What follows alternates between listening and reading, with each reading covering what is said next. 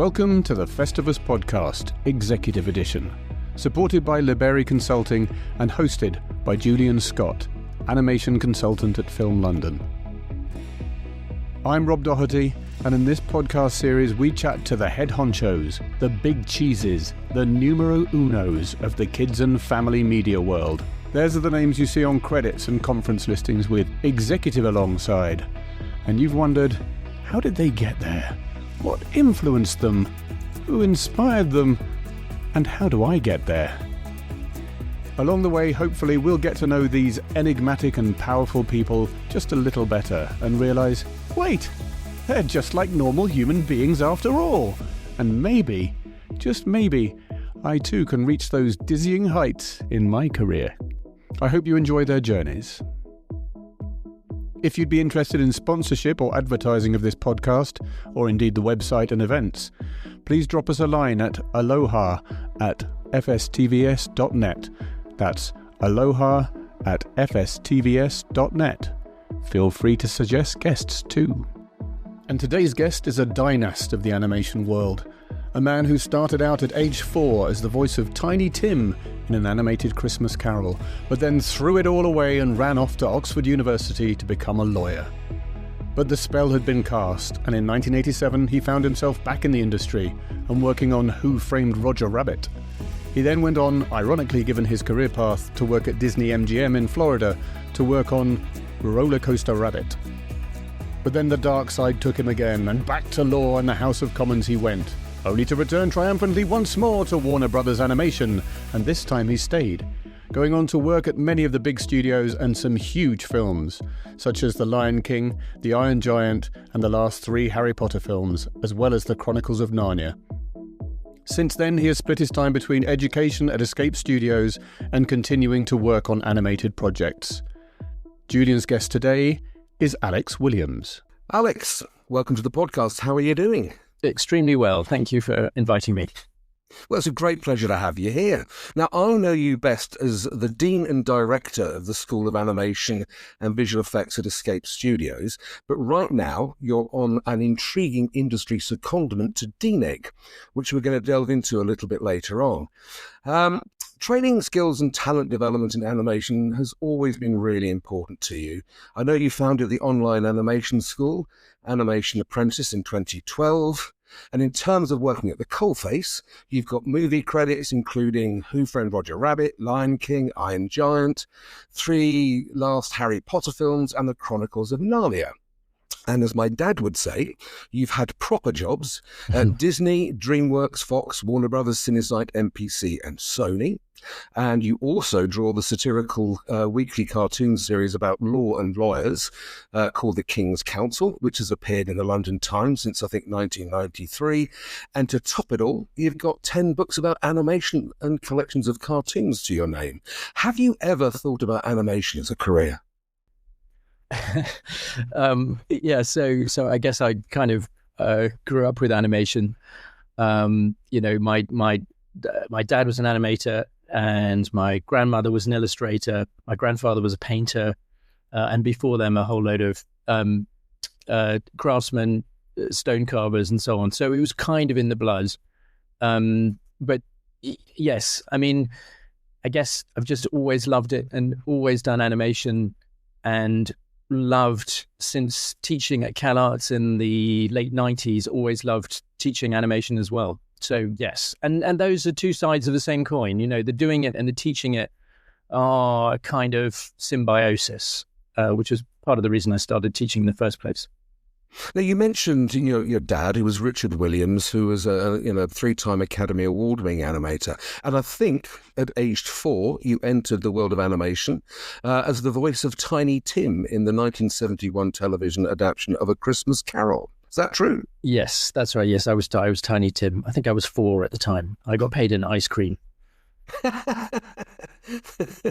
So you mentioned earlier on you've got like a family history of creativity. So what was life like as a youngster?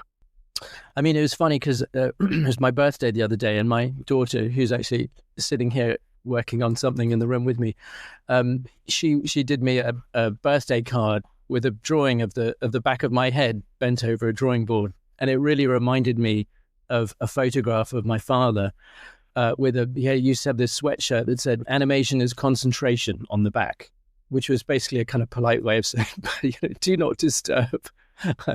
You can find it. You could Google the image online. If you'll find the picture because various people have put it up.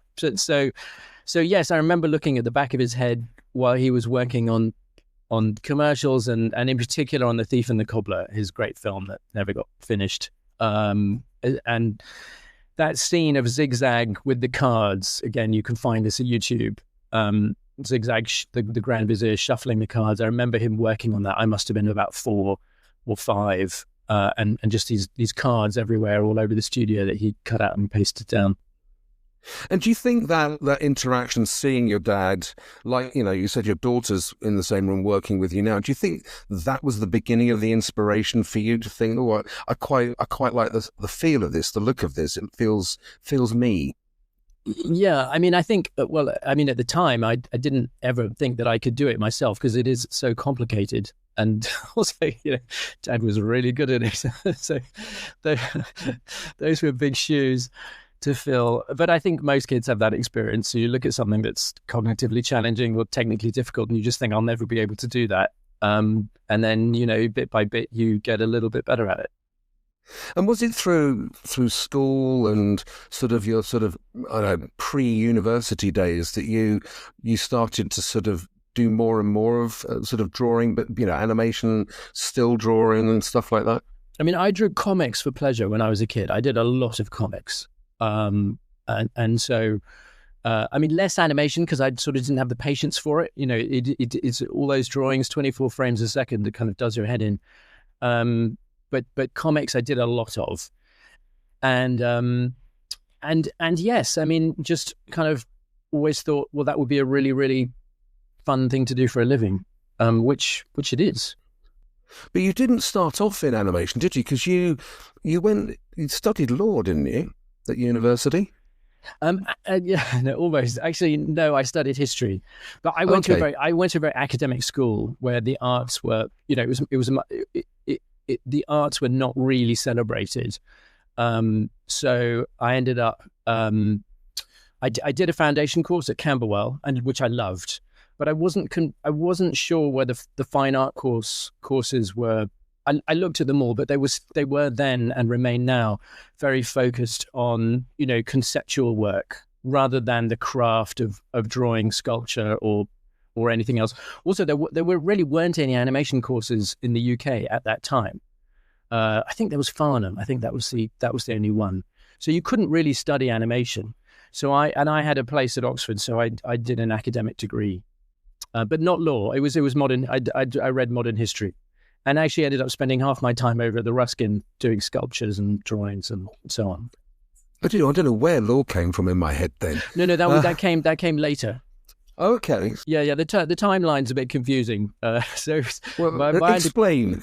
My undergraduate degree was in history, and then after I graduated, Dad got the chance. He got the money to make The Thief. That was back in 1990. That was exactly when I graduated from university. So it was just this, and we'd waited our whole lives. I'd waited my whole life for The Thief to get financed.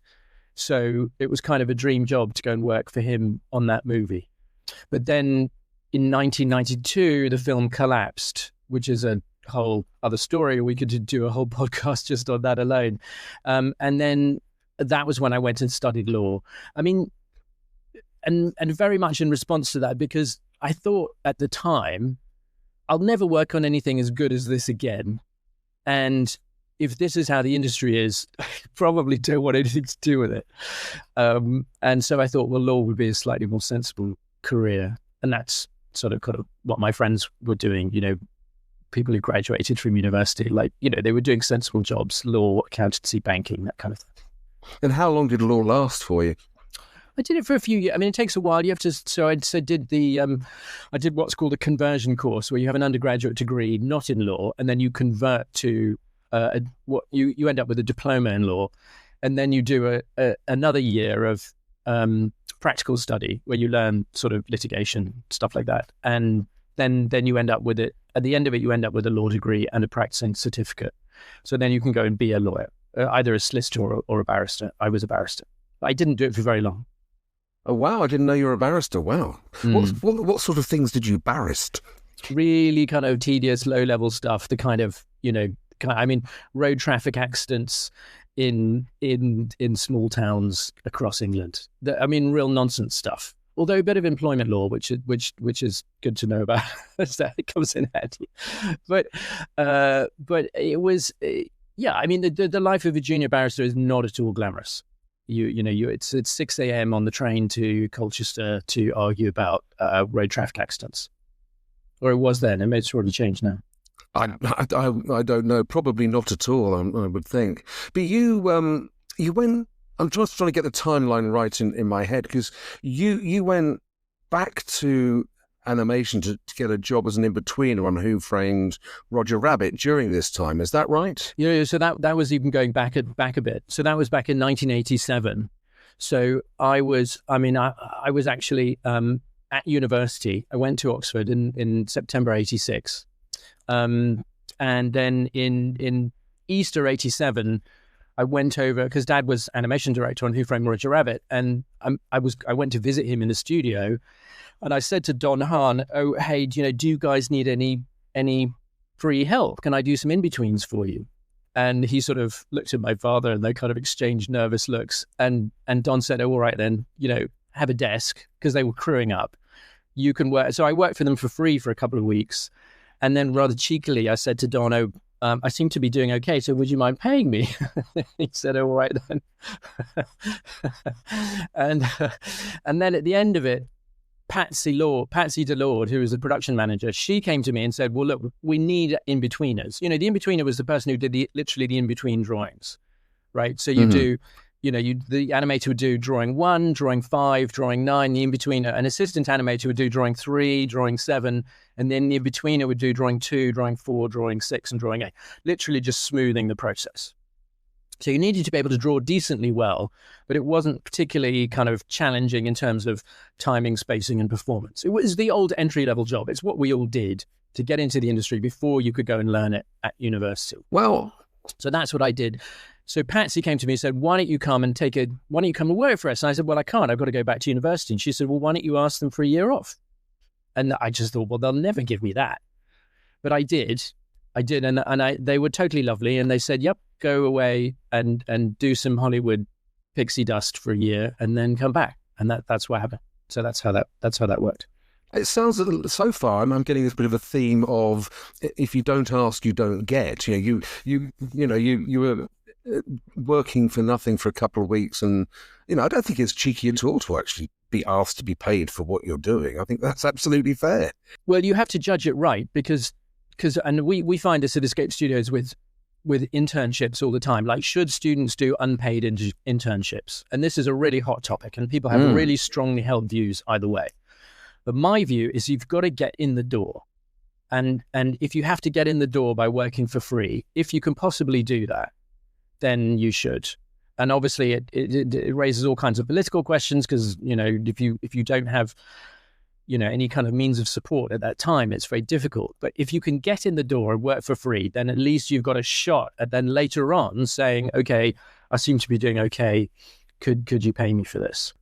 And do you think, somebody, entry level into this industry should, when put in that position where they can get in through the door and they can get in on a good project with good people, they should maybe set themselves a limit to say, I'll do this for 2 weeks, or I'll do this, I can afford to do this for 2 weeks or 4 weeks or whatever it is, and actually draw a line in the sand and say, I'm not going beyond that? Yes. I mean, you've got to, everybody knows what their own personal limit is. I mean, look, the best internships, companies like Blue Zoo, Cinesight, they offer really good formal internships, which do pay properly and will pay you a living wage in London. But those are hard to get, because there's loads of internships out there that aren't even advertised because they basically don't exist. I mean, like the one I essentially created for myself just by saying, could I work for free? And I don't want to, sort of claim too much for that, because I mean, obviously I had a massive in to the studio. It wasn't like I was camping outside in the street. But yes, if you can there are companies out there. I mean, you think that there's something like, I believe, about there's over 1,000 animation companies in the UK, of which about 600 actually employ people. So of those 600, if you think about it, somebody come Monday morning is going to need some help on a project. So if you can apply widely enough, there's going to be someone out there who needs help. And that's your kind of entry into the business is somebody who needs help, maybe working on a small budget, but can you help out, on a short-term basis? So a bit of it's like creating your own luck to a certain extent, isn't it? A bit of that, yeah.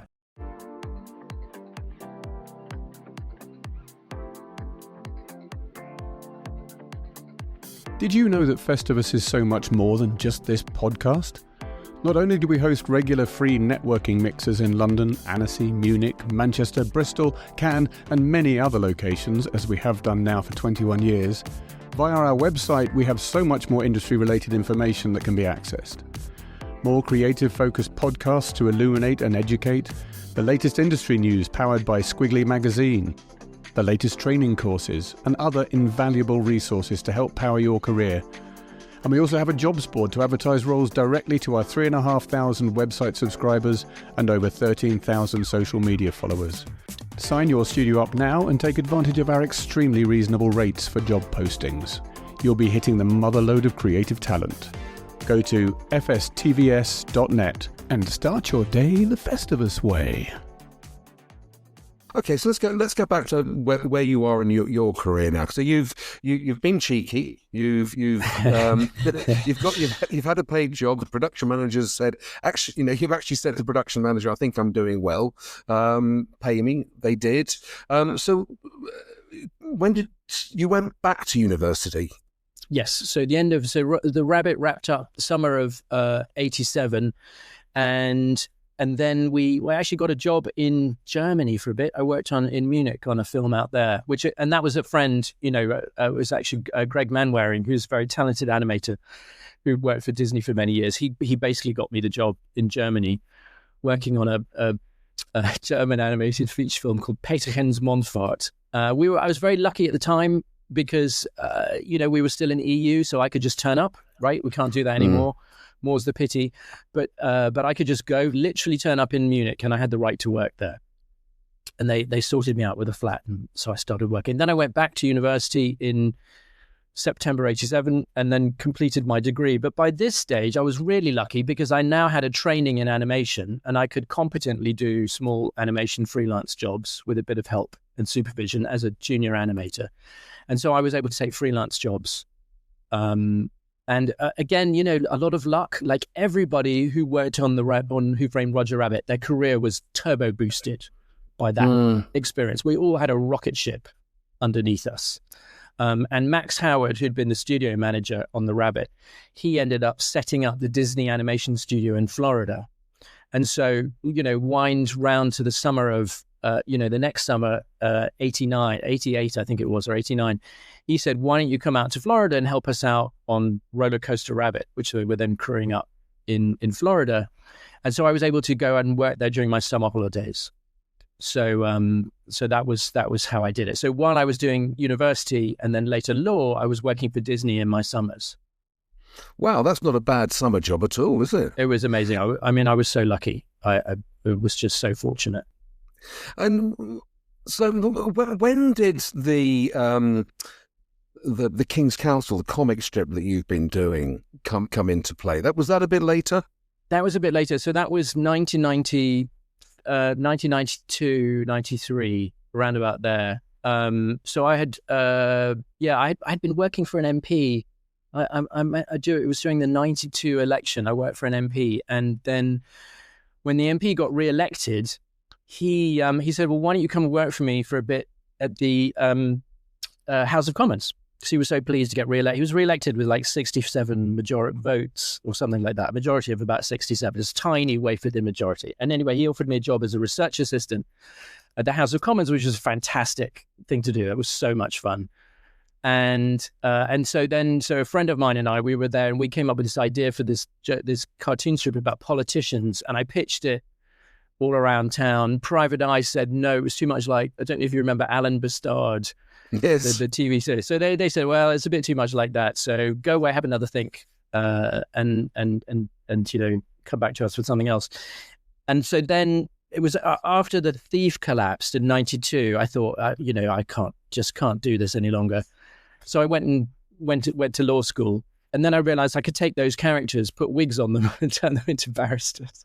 And then, so I pitched it as a law cartoon. And it was the era of O.J. Simpson, and there were lawyers. Everybody was doing lawyer jokes in the early 90s. I don't know why. They were basically hate jokes. They were like, what do you call 50 lawyers driving off a cliff in a bus? A good start. That was the kind of jokes. I don't know. For some reason, everybody hated lawyers at the time.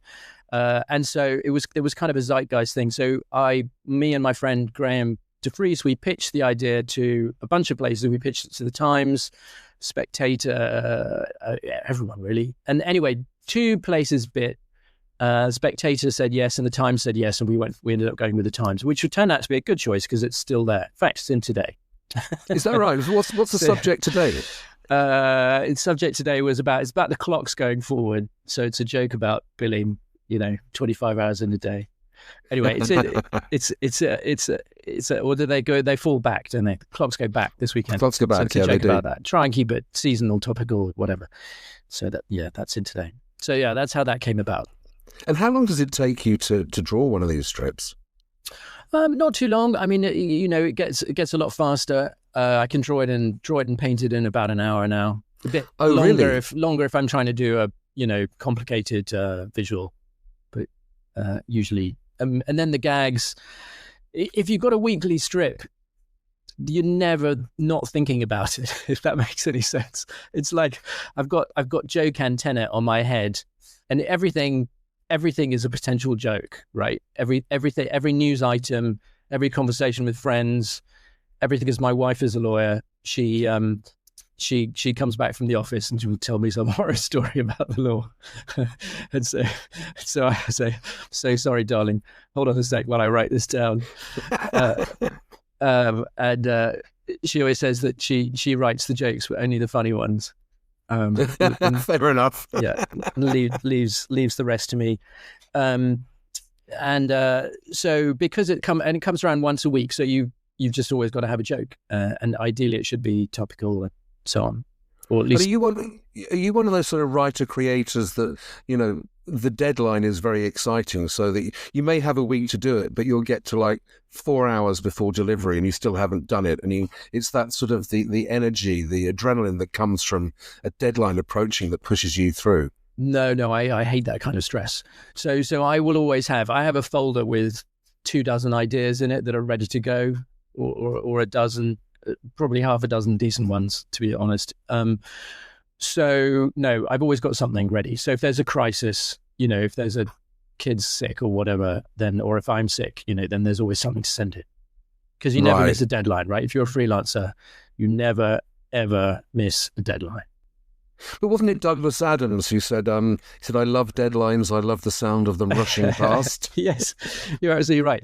But Douglas Adams, the key difference is Douglas Adams was a genius and I am not. So we can add a caveat to that, which is if you're a genius, you can miss all the deadlines you like. If you're like the rest of us, then try not to. Mere mortals. Yeah, exactly, yeah.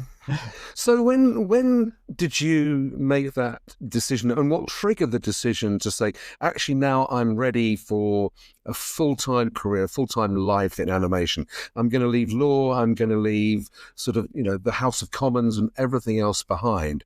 Animation is the way I want to go. So that was, again, just sheer luck. So that was around about, so I did the law thing, I did the training, became a pupil barrister, and then became what's called a tenant at 12 King's Bench Walk. They were very kind to me. They were absolutely lovely people. In fact, the reason I picked them when I was applying for barristers' chambers was they were just the nicest in the interview. I just thought, and lots of the interviews weren't very nice. Well, not lots, but some of them. Some of them pretty tough. I mean, the top chambers will give you a real roasting. Really? But I went with the ones who just smiled and sort of offered me a cup of tea, and they just looked like people I'd like to work with, which is pretty important in life in general. If you don't like the people you work with, you're in big trouble. And And and they were lovely. They were very kind, and they kind of knew something was up, because I think over my Easter holidays, and would have been in '96, I flew off to LA, and I was a bit vague on what exactly I was doing there. But the animation industry boomed after Lion King, which I'd been able to work on during my summer, one of my summers at Disney, and there was just this, and it was a kind of rare moment in time where animators were just massively in demand. A moment that has, by the way, never reappeared since. And there was a critical shortage of talent, and there were lots of projects in town, and Warner Brothers basically just rolled out the red carpet, not just for me, but for pretty much anyone who was capable of working at that time. So you went out to the States? I went to LA to work for Warner Brothers on Quest for Camelot. I'll hear people giggling in the background going, "You gave up a law career to work on Quest for Camelot," because it was not a hugely successful film. But we didn't know that at the time. You never really know. Although actually you can kind of tell. Sometimes you can tell. Like on Who Framed Roger Rabbit, we absolutely knew we had a smash hit on our hands. We were almost messianic on that film. And then actually later at Warner Brothers, working on the Iron Giant, again, we knew that film, well, funnily enough, I was about to say we knew that film would be a hit. Of course, it wasn't a hit. It was not a box office success, but we knew it was a really, really good film. And it was actually one of those rare moments where the quality of the movie doesn't match the audience. And usually there's a pretty good match between those two things. But with the Iron Giant, for whatever reason, it didn't find its audience and deserved to, which was a shame. But so I worked on that after Quest, and then went to work for DreamWorks on Road to El Dorado, and then it just gradually. Then it became apparent that the industry was moving to 3D, so I had to learn 3D animation, which was extremely painful. That was in the late 90s, early 2000s. And how did you make that transition? Because you were, I'm thinking, a sort of you can't see the quotes, but in inverted quotes, were you like a sort of a pen and ink guy up until that point? Totally. I was not particularly computer literate. I was drawing, flipping paper, just like the industry had done since the 1920s. But it became clear, I mean, when did Toy Story come out? That was 1995, I think. So even then, anyone with half a brain could see the way the industry was going to go. And then in the late 90s, it became clear that we were switching. And DreamWorks, I mean, even on the Iron Giant, we had some computer animation. I had some training on Maya back in 1997 on Maya 1.0, which they used for the Giant, and I was terrible at it. And I thought, oh man, I don't want to do this. And then again, later DreamWorks gave us some training in the late 90s. And again, I wasn't very good at it. But I realized that I had to learn it. I just had to get through that pain barrier. And it was Blue Sky Studios. They gave me the opportunity. They hired me even with quite limited 3D skills. My 3D work was pretty weak. But they said, well, come to New York and we'll train you. So I spent a year working on robots. This was in 2003, I think, 2002, 2003, somewhere around there, working in White Plains, New York on robots. And they trained me. They were very kind, because they had to invest in me. So I was in the beginning really quite bad. It took me a while to transfer my 2D skills onto 3D animation.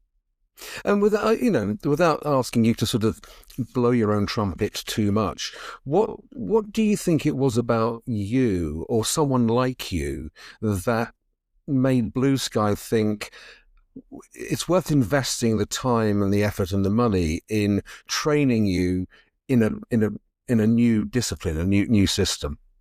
That's a good question. I mean, I think they were pretty much on the fence. Because, they did fly me out there. I did have the interview and they kind of liked me. And then they said, well, we won't offer you a job, but we'll offer you a 4-week, a kind of, trial period. So I went out there and they stuck me in a hotel and I worked for 4 weeks, just basically testing me to see how I got on. And I did okay. I don't think I smashed it. But I did, I think, well enough for them to say, okay, we'll give you a try. Because remember, at the time, there weren't very many people who knew 3D animation. I mean, the pool of talent was tiny. So what everyone was trying to do was trying to figure out, well, what can these 2D guys, can they learn the new stuff? Do they have the flexibility to learn the new tools? So that's, I think, the question they were asking themselves. And they did, they took me on, they gave me a shot. But they were probably a bit on the fence. They were probably like, well, he might be okay, might not, we'll see. But in the end, they decided to take a chance, and that obviously paid off, didn't it? Yeah. I mean, it was tough going. I mean, going from 2D analog work to 3D work, it took me a long time to really get the hang of it. It's painful. And the older you get, the harder it gets to learn new tech. But equally, the older you get, the more you realize you have to learn it, right? Because if you don't, you become a dinosaur. None of us want that.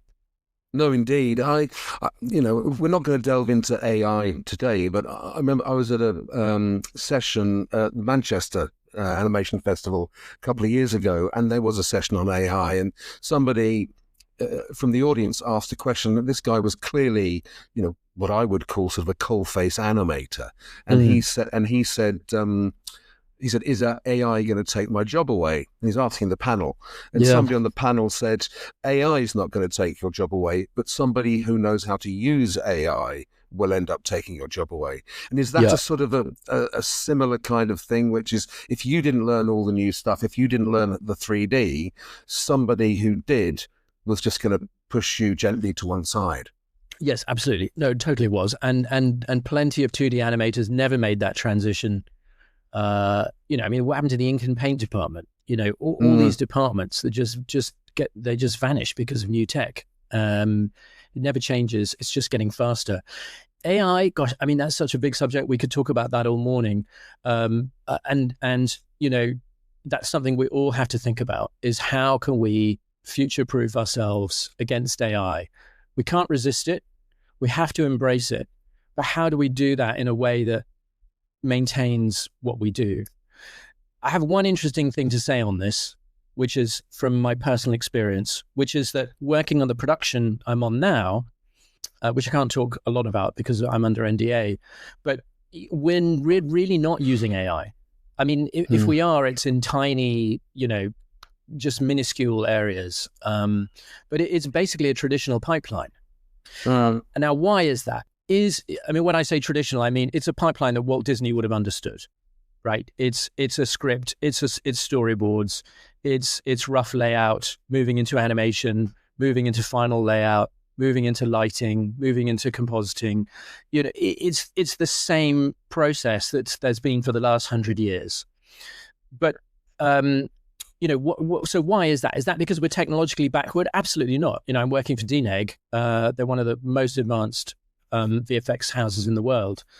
But the real reason is because of control, right? You can do amazing things with AI, but you can't yet, I think, make a feature film that anyone will pay to go and see yet. But what AI is doing is it's nibbling away, munching away at the bottom of the food chain.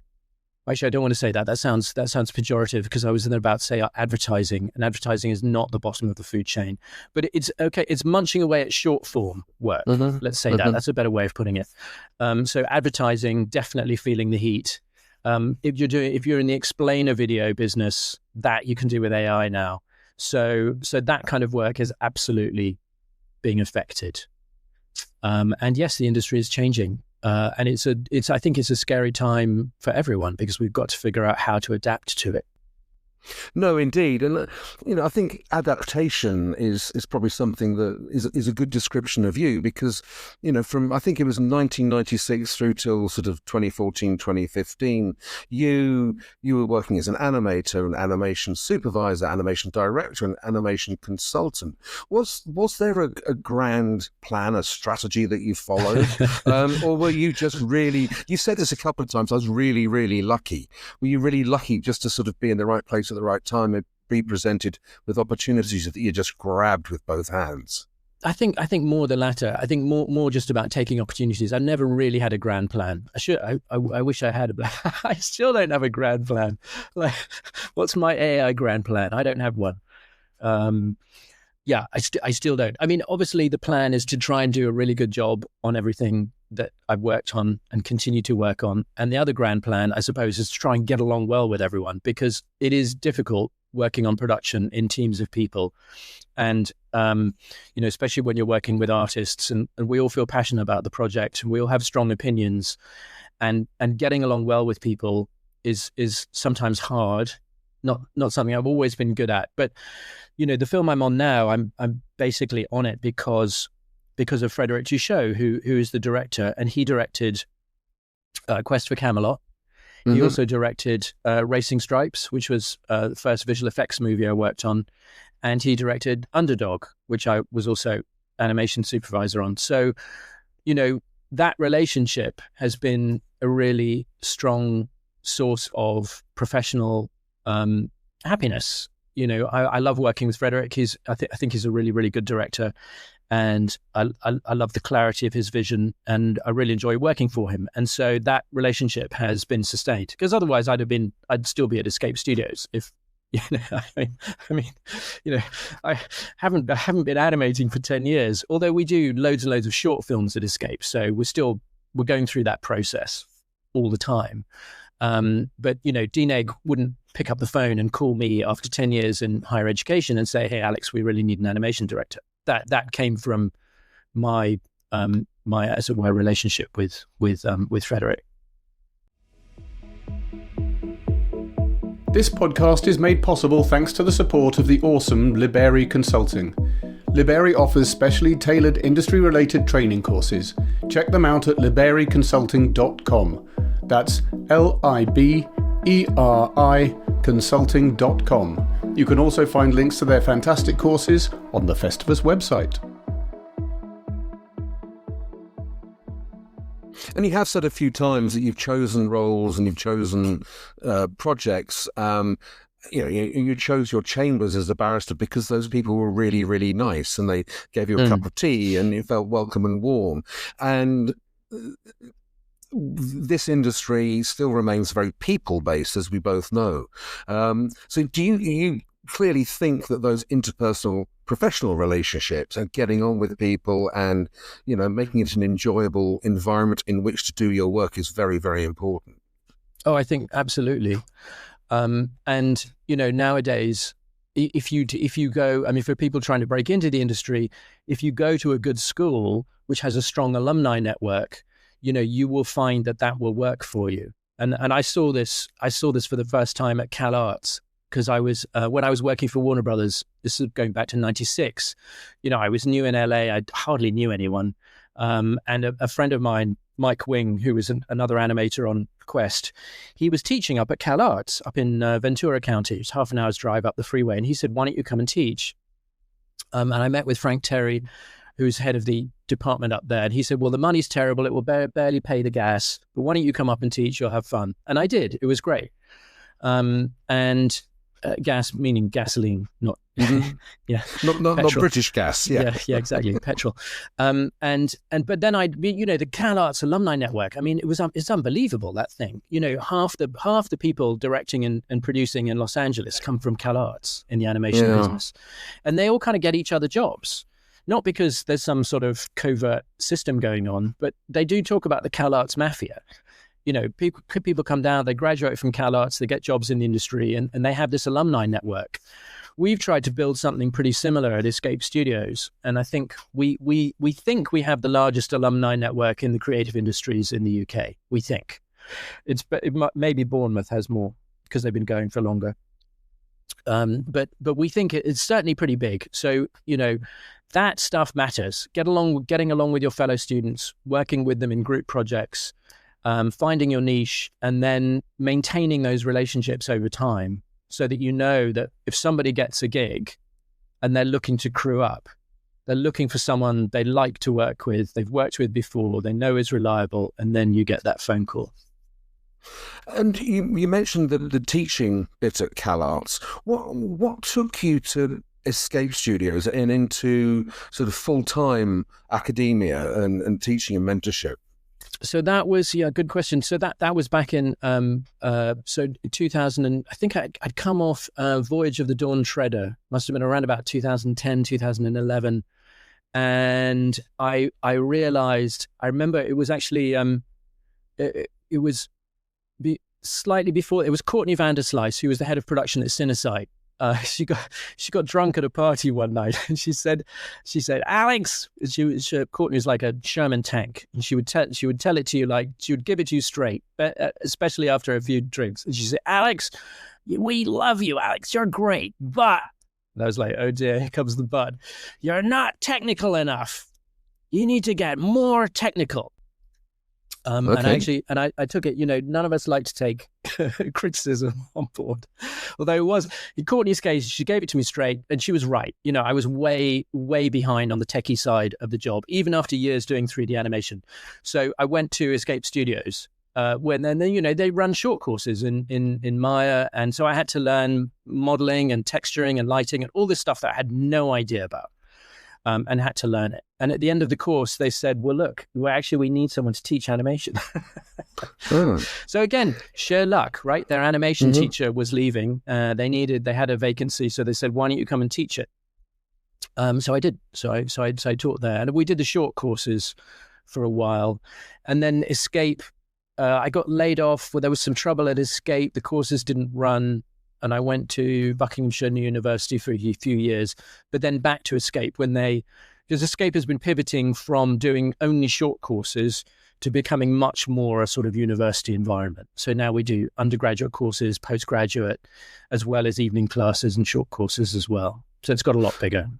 So is Escape a university now? Because I remember when you and I first met sort of 7-8 years ago, and we were looking at stuff about the skills gap or perceived skills gap. And I think at the time Escape was a college and you were looking at becoming a university. But the changes in what you were going to have to do in terms of teaching were going to be so radical you weren't sure if it was actually the right route to take as a teaching institution. Interesting. Yeah.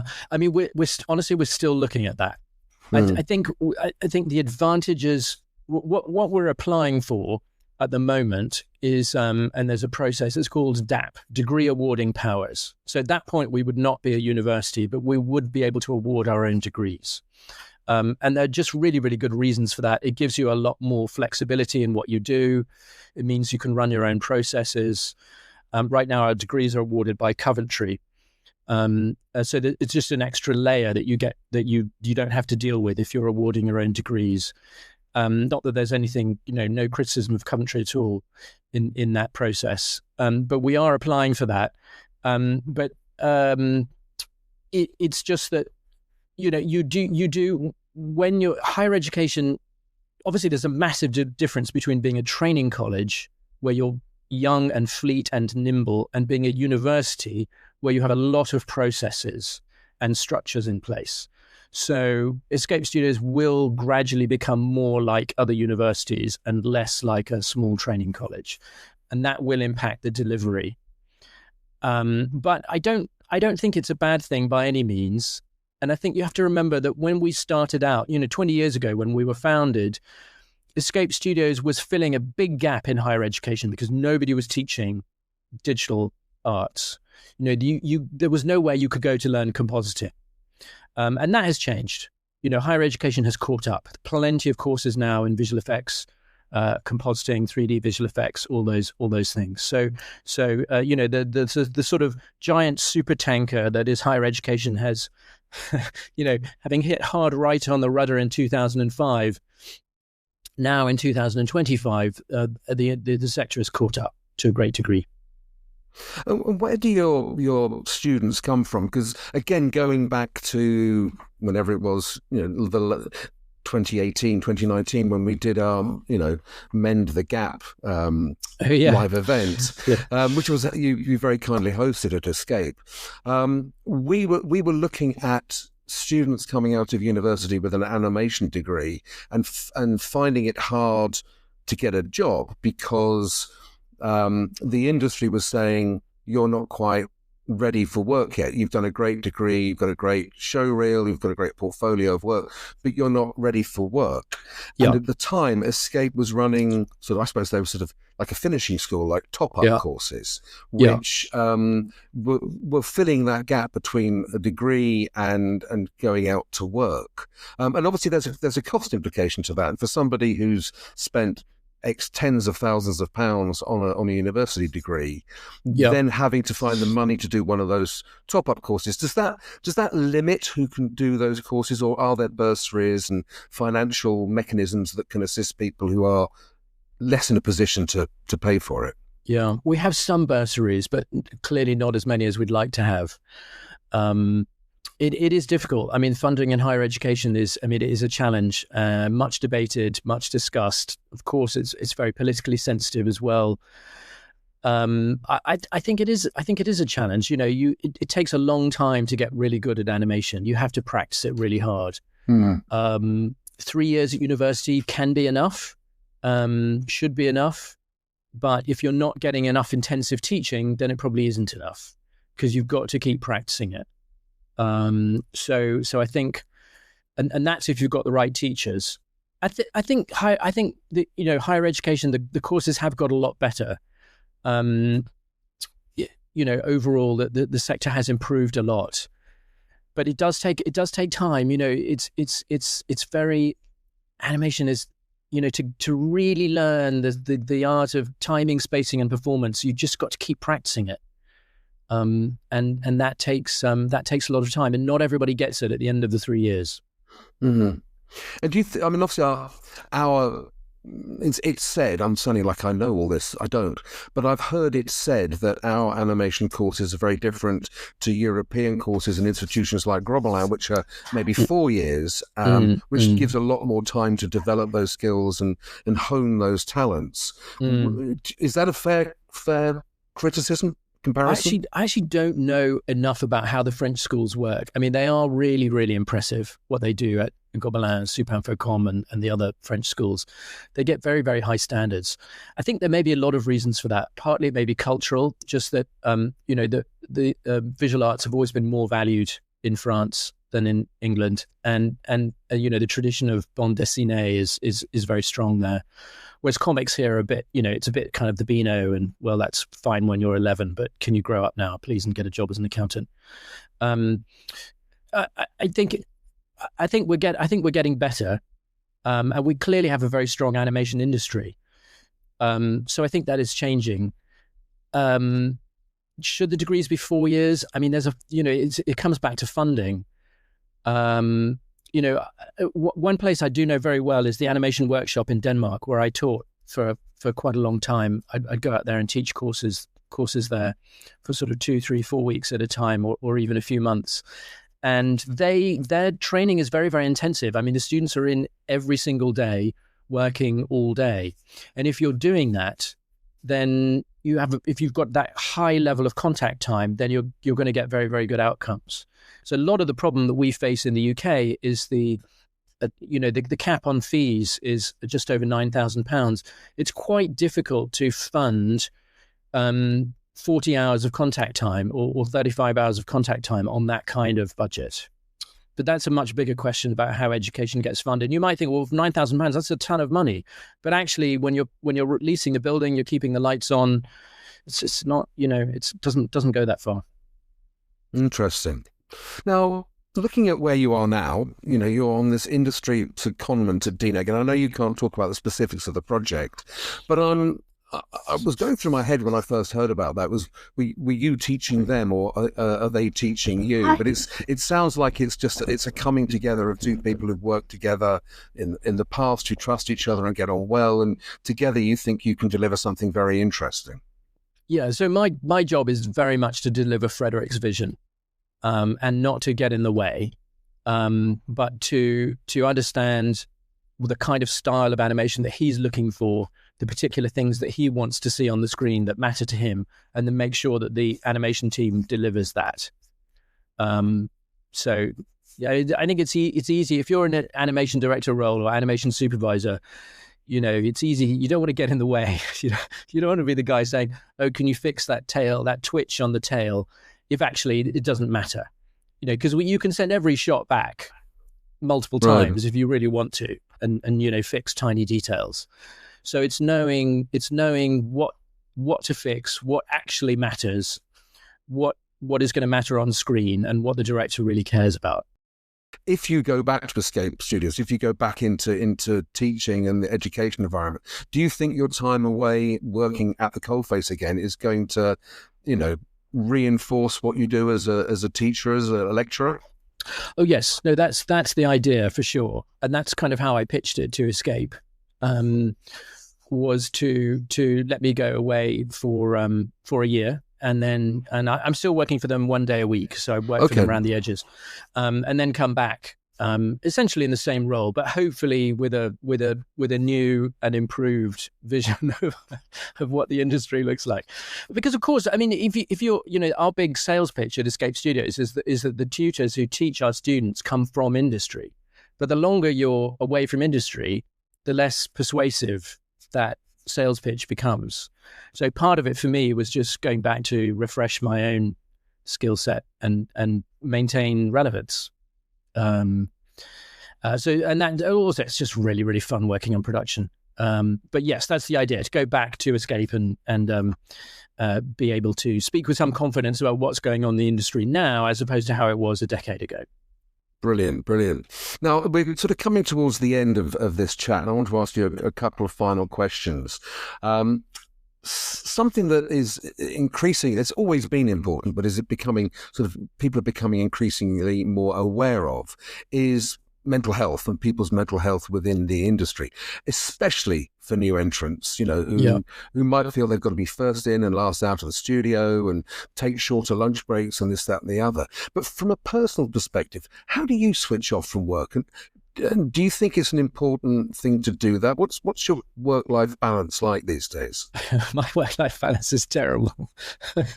You ask my family, well, study, ever stop working? Well, not really.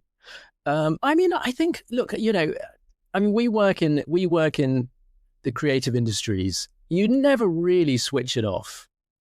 I don't really ever turn it off. I'm always thinking about it. It's always at the back of my mind. Right. Trying to solve, working as an animator, you're working on a shot. You might have a week to do the shot, and you're thinking about it over dinner, and how can I make it better? You go to sleep thinking about it. It's very hard to turn it off. So I don't know that I have a good answer for that, other than if you're doing something you love, then you don't mind thinking about it a lot. I mean, my father never stopped thinking about it. He was completely obsessed with it to a degree which I'm not. But I mean, he never stopped. He was always talking about animation. And there was, I suppose, in the creative industries, and especially sort of the people at the very top, of the structure of any kind of production, be it live action, animation, whatever. There's got to be a slight obsession and obsessive behaviour about. It's like a conductor of an orchestra. You can't stop, can you? Totally obsessed. I mean, I remember when Dad got nominated for an Oscar for a prologue a few years back, and we got it. He kindly invited me along as his guest to there was this party, and Pete Docter was there, who was up for Inside Out. Yeah. He was a nominee, and Pete and Dad were chatting in the sort of antechamber party, and they started talking about 1940s Disney Mickey Mouse cartoons, and they were talking about precisely who had animated which shots on these individual cartoons. And I just looked at both of them, and the kind of the level of knowledge that they had. I was open mouthed. This kind of, they just both knew. It was like they had completely drunk and learned the entire history of animation. It's kind of an amazing moment. I realized I could never achieve that level of detail. We've chatted about training, which is obviously a massive, massive part of your life. The cost implications, and you did mention that you think Escape has probably the largest alumni of any organisation. Difficult question to answer, but what's the sort of the socio-economic breakdown of that alumni, do you think? Very varied. I mean, most of our students come from, I think, within the M25. because education is expensive. And, you know, one of the advantages of being, if you've got good transport links, which we do, because we're next to North Greenwich Tube, which is on the Jubilee line. If you can get it, you can live at home, right? And then you can commute in. And that's what most of our students do. And so it's mostly within the M25. And there are all kinds of backgrounds, really. I mean, if you walked into my classroom, you would not be asking questions about diversity because it's amazingly diverse, which actually just reflects the demographics of London as it is today. And we have all kinds of people and all kinds of students, and everyone does it because they've got a shared love for the medium. And mostly it works pretty well. Brilliant. Now, I've not seen you in action as a lecturer, but I've witnessed you doing sort of presentations to new entrants into the industry, and it's very impressive. Your passion for what you do is really clear. What's your key piece of advice, do you think, for someone who's considering pursuing a career in animation right now? Yes. I mean, well, first of all, you want to get onto a really good course, because if you're going to have a shot at it, you've got to be on a really good course, and not just Escape. Obviously, I'm working for Escape Studios, but there are a number of other good courses around the country. Not that many, but some. You can always tell. Just look at the demo reel. If you look at the demo reel from the course, make sure it's the latest demo reel, right? You want to see a demo reel that says 2025 on it. If it's any older than that, that's an immediate red flag, because they should be updating it every year. And just look at the quality of the work, because if the students are doing really, really good work, then you know you can do really good work as well, because they're going to push you hard, because you've got to learn. There's so much to learn in that 3 years. If you're going to have a shot at it, you've got to go to one of the good places and really work at it and you know, end up with a great demo reel, because that's the secret of breaking in. It's not for the faint-hearted, is it? It's not really. You've got to be a bit obsessed with it. You know, you've got to really want to do it. Like all the creative industries, you've got to be like, you know, if you're not a bit obsessed about it, with doing it, not just watching animation or games or visual effects, but actually doing it, getting under the hood and seeing how the tools work. You know, pick up Blender and play around with it, see what it can do. That's how you've got to get going. Alex, thank you so much. I know you're crazy busy. It's been such a great pleasure catching up today. Oh, well, it's been entirely my pleasure, so thank you for having me.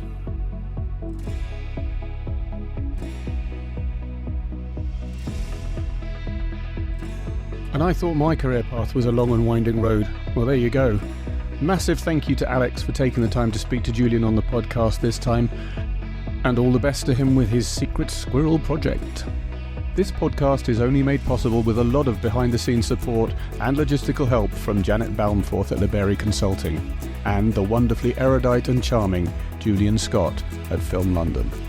Our eternal gratitude to them both. Don't forget to subscribe and share with your friends and colleagues. We hope you've enjoyed this episode, and we look forward to welcoming you back for the next. Take care out there.